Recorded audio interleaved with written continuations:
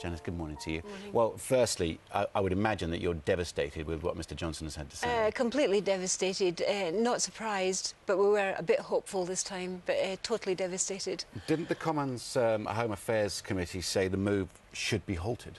Yes, they did. They said it was wrong and the extradition should be stopped. And I mean, only a few days ago, Obama pardoned a turkey. I think it would be much better if he pardoned an autistic man. OK. He's autistic. He has Asperger's syndrome. Which is high-functioning autism. He has a major depressive disorder. Major, yeah, because this kind of heightened stress for almost 8 years is cruelty in the extreme. You wouldn't have an animal in a heightened state of fear and terror for almost 8 years. He's considered a major suicide risk by a consultant in psychology. Yep, he is. And none of this has worked in your favour yet, and none of this has been seen as a defence for him yet. None of it has worked in his favour, because basically it's the same civil servants making the decisions that always have done, and our government, who we voted in to uphold and protect our rights, gave them away for no reason at all. But he is accused of hacking into 97 Pentagon and NASA computers. Whether or not he did any damage or not is another thing, but he is accused of doing that. And the Americans want to try him. Do you not trust them to try him properly and to put him on the stand? Not in the slightest. The Americans execute more juveniles than all other countries in the world put together.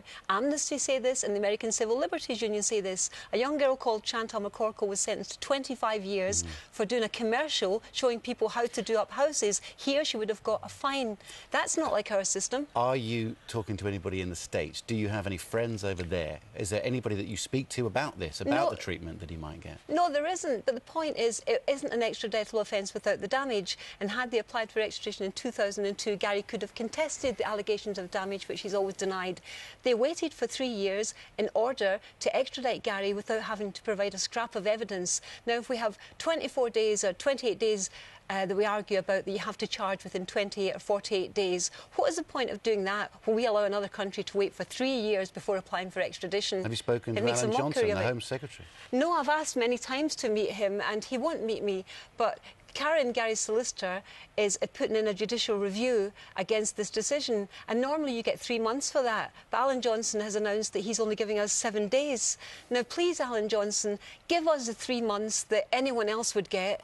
I hope that the government aren't afraid that perhaps a new government will get in and Gary will actually have a chance to stay here. Why make it even worse by allowing us only 7 days? Please give us the 3 months that anyone else could get. When is the earliest that he could be taken from this country? No idea. You don't know? No. What's your next move? Are you all right? Shh, it's okay.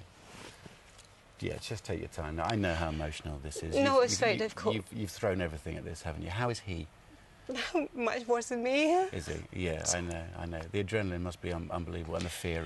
Yeah, it is, but we're not stopping fighting. This is wrong, and any British citizen can now be taken. They're trying to extradite British Airways citizens. They're trying to extradite Ian Norris for price fixing, although it wasn't a crime in this country. They're trying to extradite a couple in Scotland for a crime that was not a crime in this country. Why? Now, if we want to have an American, we have to provide evidence that they can contest in a court. Surely we voted them in to uphold our rights. They gave them away. They are not their rights to give away, and they should never have done this. Janice, thank you for coming in, and thank you for being so brave and talking about this as well. I hope we talk again soon, perhaps with some good news. I hope so.